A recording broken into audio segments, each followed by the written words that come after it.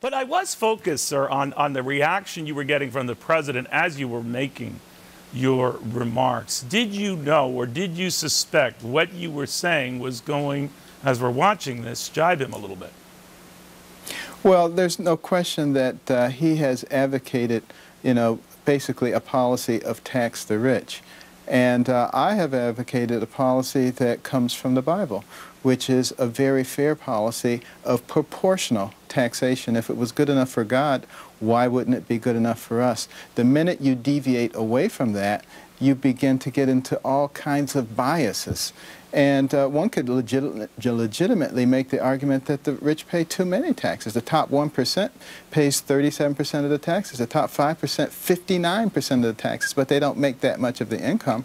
One could make that argument. It depends on your philosophical disposition, which argument you're going to make, but you take those arguments away as soon as you go to a proportional tax. I believe that's the reason God did it. You know, when the president came up with the health care initiative, legislation, and now law, he argued that many, many doctors supported it, and that the overwhelming majority that he contacted and dealt with and discussed it with supported it. What do you think of that? How many, you obviously know the medical profession better than myself, or certainly the president. I mean, how would you gauge reaction among your fellow doctors? Well, I know a lot of doctors. I work with a lot of doctors, and I didn't find a lot of support for it. I found a lot of people who were really quite disappointed with it. And what bothered them, doctor? What was it that caused them the greatest concern? Well, first of all, it's an expansion of the bureaucracy. You know, what do you need for good health care? You need a patient and you need a doctor. Along comes the middleman to facilitate the relationship, and it has become this mammoth creature that completely controls everything and isn't really even necessary. You know, when it got into the bigger issue of this sort of class warfare, for lack of a better term, doctor, that's when I really focused on the president. We've sort of focused on just his reaction as you were talking about this. I want you to focus on this and then react to it. I know you can't see it, I believe, from your vantage point.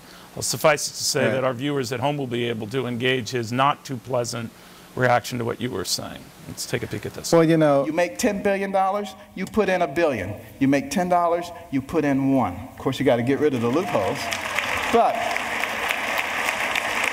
now some people say, well, that's not fair because it doesn't hurt the guy who made $10 billion as much as the guy who made 10. Where does it say you have to hurt the guy? He just put $1 billion in the pot. You know, we don't need to hurt him. I got the feeling looking at that, doctor, and you were there, I wasn't, that he figured, who got this guy on the dais and who got this guy to speak? Leaving that aside, obviously you got quite a round of applause. There are some in that room and elsewhere since this video has gone viral who has said, you should run for president. What do you think of that? Well, actually, I've had people telling me that for many years now. If I had a nickel for everybody who told me that, I could finance my campaign. You and me both. You and me both. But I said, well, superhero. But your reaction to that is what? I mean, you don't think that's for you? You want to be a doctor, help people? What? I've always said if God grabs me by the collar and sticks me in that arena, that's the only way that I'll do it. No, I'm actually going to retire in June from surgery. I will still teach, I will still be involved, but I'm going to retire from surgery.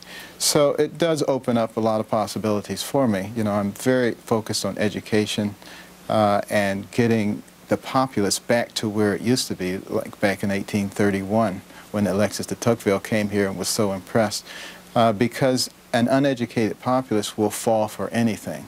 And if you go and you talk to most people, they mean well, but they don't have much of a breadth of education, of knowledge, of understanding what the real issues are. And therefore, they listen to pundits on television who tell them what they're supposed to think, and they keep repeating that, and pretty soon they say, oh, well, that must be true. I assume sometimes you're talking about other pundits, doctor, but yes, I hear what you're saying. Sir, thank you very much. Very good having you. That was very interesting to watch that whole, thank you, how that all played out at the breakfast.